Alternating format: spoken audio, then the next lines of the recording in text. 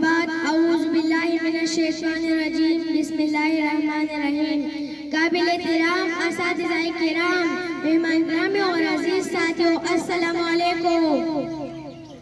آج مجھے آپ کے سامنے ایک نہایت اہم موضوع پر اپنی خیالات کے اظہار کی سعادت مل رہی ہے، اور یہ موضوع ہے ہماری قومی زبان۔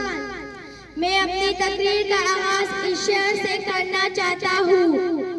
بات کرنے کا حسین طور طریقہ سیکھا، بات کرنے کا حسین طور طریقہ سیکھا، ہم نے اردو کے بہانے سے سلیقہ سیکھا۔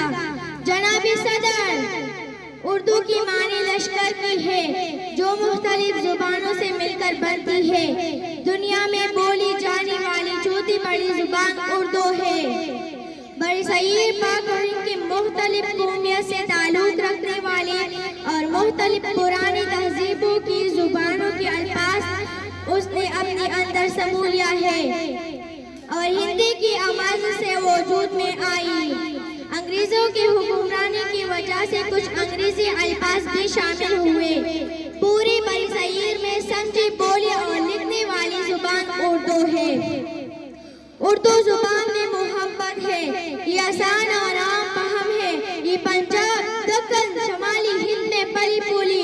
اردو 400 سال ترقی کر کے روزمرہ بول چال کا ذریعہ بنی۔ سپاہی کرام اور بزرگان دین نے دین کی دعوت اور جدید اردو شاعری میں شعراء نے اس زبان کو استعمال کیا۔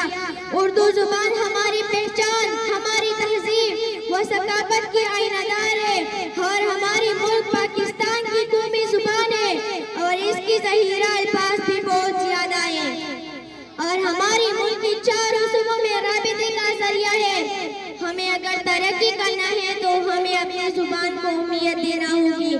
اپنی تقریر کا اختتام اس شعر پر کرتی ہوں۔ اردو جسے کہتے ہیں تہذیب کا چشمہ ہے، اردو جسے کہتے ہیں تہذیب کا چشمہ ہے، وہ شخص مہذب ہے جس کو یہ زبان آئی۔ والسلام۔